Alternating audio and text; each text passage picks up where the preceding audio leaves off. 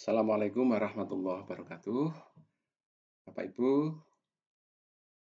alhamdulillah kita sudah memasuki ujung tahun pelajaran untuk kelas 12 ya, SMA ini, SMA SMK. Sebentar lagi kita akan mengumumkan kelulusan murid-murid kita. Dan sebelum itu tentu kita harus menetapkan kelulusan melalui rapat kelulusan. Nah, kali ini saya akan menyampaikan sedikit tentang tips rapat kelulusan yang efektif.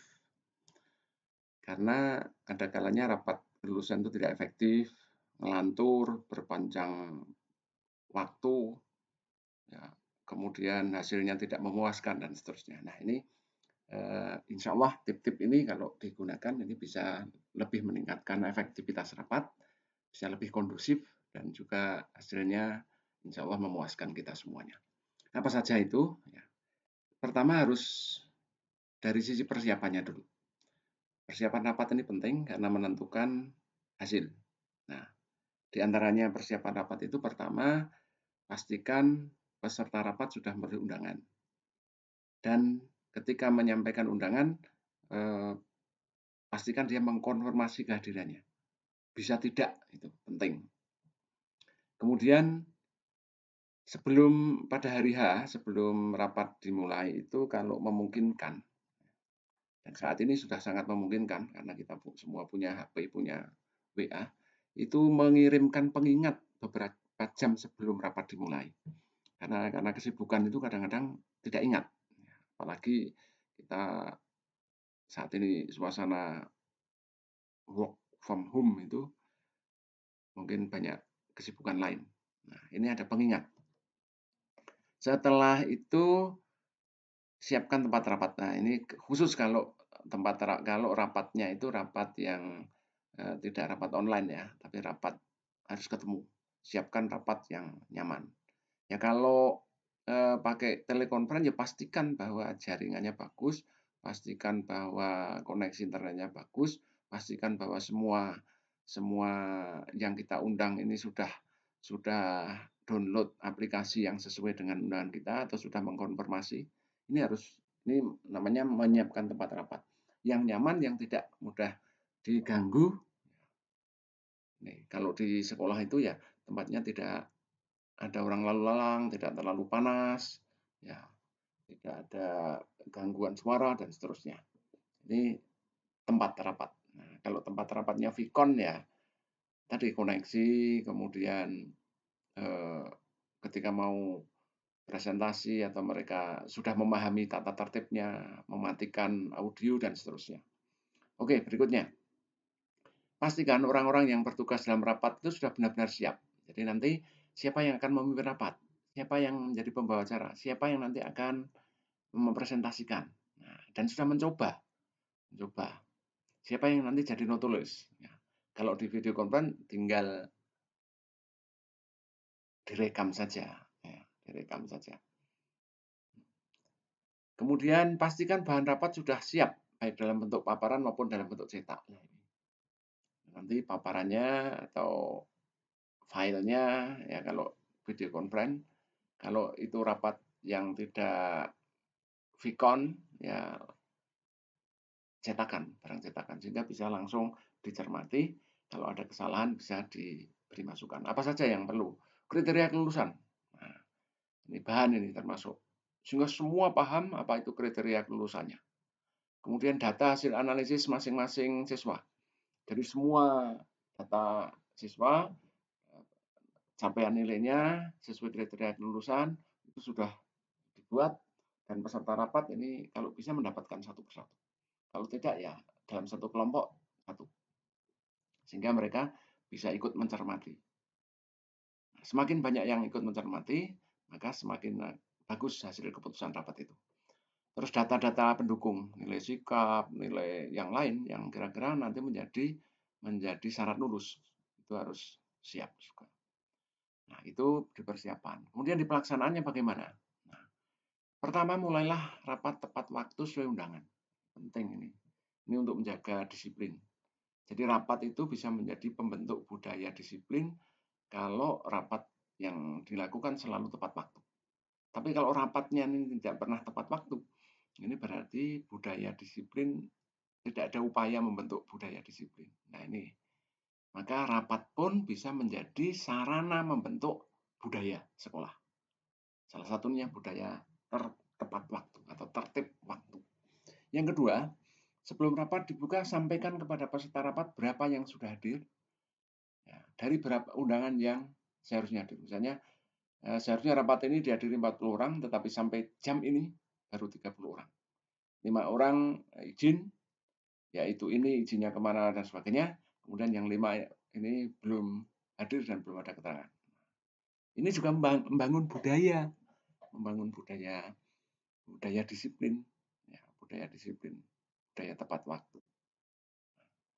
Berikutnya adalah dalam rapat itu ada tata tertibnya. Ya, tata tertibnya. Boleh dalam rapat itu berdebat dan seterusnya, tapi harus dalam kerangka konstruktif. Maka tata tertibnya dibacakan. Nah, kemudian setelah semua sudah oke, tata tertib, kehadiran, kemudian pemimpin rapatnya sudah memulai, paparkan kriteria norma kelulusan yang akan digunakan. Karena ini penting. Jangan-jangan kita sudah membahas masalah kelulusan tapi kriterianya nggak dipahami. Dan pastikan semua peserta rapat memahami dan menyepakati itu. Jangan sampai nanti membahas berikutnya malah mempermasalahkan kriteria ini lagi. Maka sebelum membahas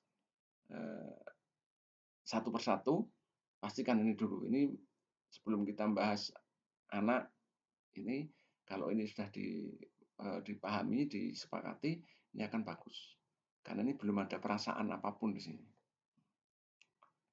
Terus berikutnya adalah beri kesempatan maka kurikulum atau petugas untuk memaparkan hasil analisis kelulusan berdasarkan kriteria. Jadi ini sudah disiapkan dulu. Semua siapkan dulu sehingga nanti tinggal dicermati, dicocokkan dengan kriteria kelulusannya, ada enggak kesalahan, ada enggak masukan-masukan yang barangkali perlu. Ini dipaparkan. Kemudian kalau memungkinkan semua peserta mendapatkan bahannya. Sehingga mereka mencermati ketika dipaparkan. Setelah itu beri kesempatan peserta memberi masukan ya, atas hasil analisis yang sudah disiapkan. Ya, beri kesempatan terbuka. Ya, tetapi harus konsisten dengan kriteria kelulusan. Jadi misalnya kesalahan nilai, mencantumkan nilai atau memberi masukan di luar itu. Ya, di luar informasi-informasi di luar yang mungkin ikut bisa menentukan lulus tidaknya siswa itu. Kemudian buat keputusan bersama. Karena rapat, keputusannya adalah keputusan rapat, yaitu berapa persen yang lulus, berapa yang tidak lulus, siapa yang lulus, siapa yang tidak lulus. Ini harus jelas. Dan jika ada yang tidak lulus, pastikan data pendukung dan alasan-alasannya kuat dan disepakati bersama. Ini penting. Karena kalau ada yang tidak lulus, ini kerawanan.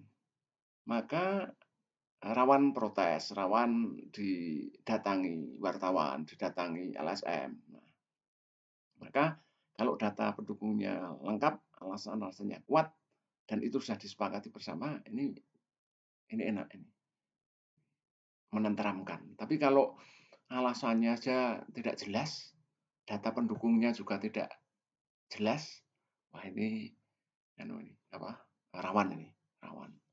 Nanti kalau ada protes, ada komplain, ada didatangi wartawan atau LSM, kita akan kebingungan. Maka yang nomor 8 ini mohon untuk mendapatkan perhatian.